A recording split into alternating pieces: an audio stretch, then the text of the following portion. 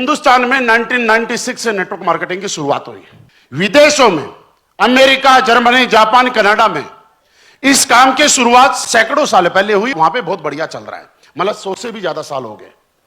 आज भी विदेशों के अंदर कोई नेटवर्क मार्केटिंग करता है तो उस आदमी को आईएएस, आईपीएस एक राजनेता की तरह एक इज्जत और रेस्पेक्टेड नजरों से देखा जाता है समाज के अंदर। लेकिन हिंदुस्तान के अंदर हमारे समाज में, हमारे परिवार में, हमारे गांव में, हमारे स्टेट में, हमारे डिस्ट्रिक्ट में जब कोई आदमी नेटवर्क मार्केटिंग करता है और आप किसी के पास प्लान लेके जाते हैं और किसी को यह बताते हैं कि आपका बेटा 18 साल का हो गया, आप 16,000 रुपए का प्रोडक्ट लो और हमारे साथ ज्वाइन कराओ, तो मम्मी पापा क्या करते हैं कि बेटा हम इसको गलत रास्ते पे नहीं डालेंगे। राइट? सवाल देखिए, समझो, दुनिया की सबसे शानदार इंडस्ट्री होने के बाद एक मां बाप अपने बच्चे को चपरासी की नौकरी लगाने के लिए अपना प्लॉट बेच देता है, अपनी भैंस बेच देता है, अपना ज्वेलरी बेच देता है, अपनी एफडी तुड़वा लेता है, लेकिन एक बच्चे को अपना करोड़पति बनाने के लिए, डायमंड बनाने के लिए 16,000 रुपए देने के अंदर वो डरता है। आप मुझे बताइए, ऐसा है या नहीं? देखिए, है तो सच बोलो, नहीं है तो भी बोलो, ऐसा है या नहीं है?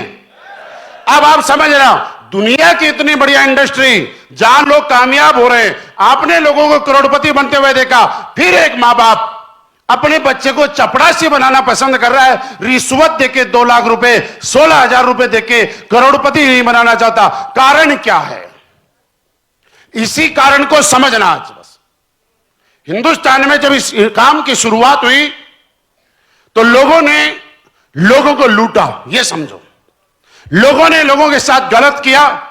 और जब लोगों के साथ ऐसा बोला जाता है कि दूध का जला छाछ भी फूंक फूंक के पीता, ऐसा हो रहा है कि नहीं हो रहा? यस या नो? मेरे भाई, यहां तो लोग छाछ के फूंके हुए हैं, क्या फूंक के पिए? दूध का तो दूर की बात है, छाछ से फूंके हुए बैठे हैं। आपको सब जगह मिलेंगे। कोई 6 महीने टाई बदलता है, कोई 10 महीने में टाई बदलता है, कोई 1 साल में टाई बदलता है, कोई 2 साल नेटवर्क मार्केटिंग करता है, 6 महीने रिटायरमेंट हो जाता है, फिर करता है, फिर नहीं करता। ऐसा होना, इस वजह से इंडस्ट्री बदनाम है। इस वजह से इस इंडस्ट्री को लोग मोहब्बत नहीं करते, प्यार नहीं करते।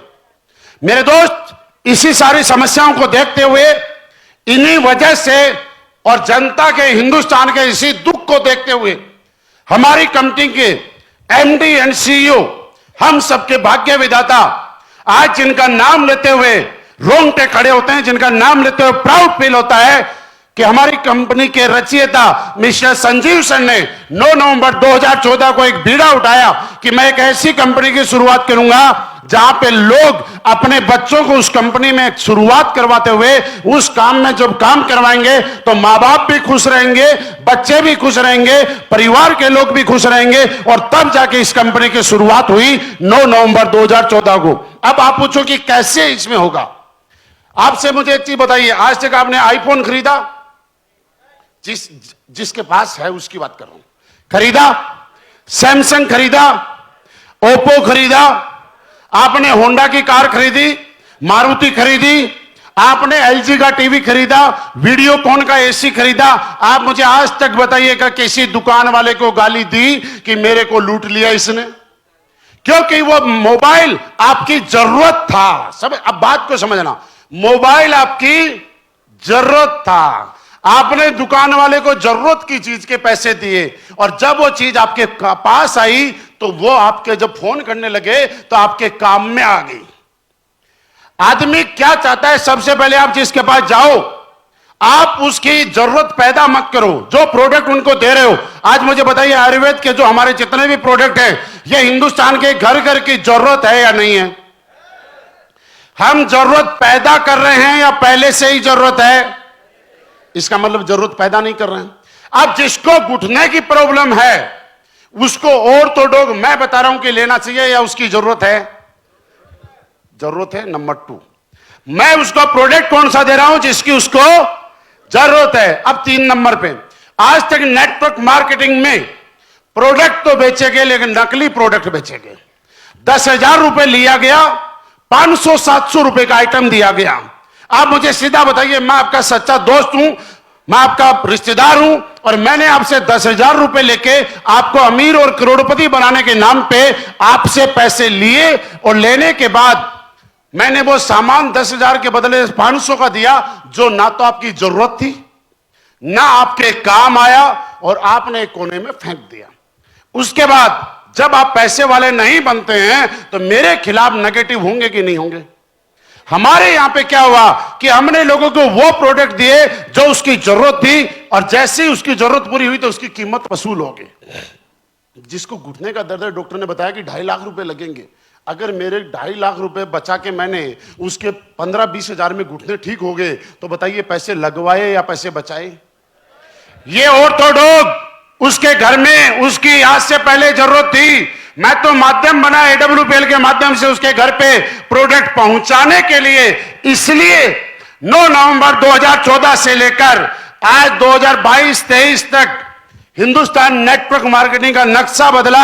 जो लोग इससे चिढ़ते थे वो मोहब्बत करने लग गए, जो लोग नेटवर्क मार्केटिंग के लोगों से बात नहीं किया करते थे, आज स्लीपलेस वेलनेस के लोगों को लोग भगवान की तरह पूछते हैं, क्योंकि हमारे प्रोडक्ट में दम है। और आपको काम करना है तो इस समर्पण के साथ करना कि मैं जब किसी को प्रोडक्ट दे रहा हूं, सोचना बात, मैं जब किसी को प्रोडक्ट दे रहा हूं, और याद रखना भगवान आपको माध्यम बना रहा है, भगवान आपको एक मौका दिया है।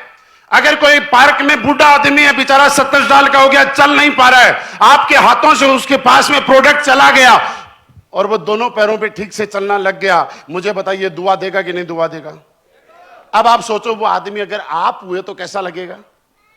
आज हमारे प्रोडक्ट, जहां पे लोगों को 10-10 साल से डायबिटीज की प्रॉब्लम थी, और हमारे प्रोडक्ट से आप बताइए ठीक हो रहे हैं कि नहीं हो रहे लोग?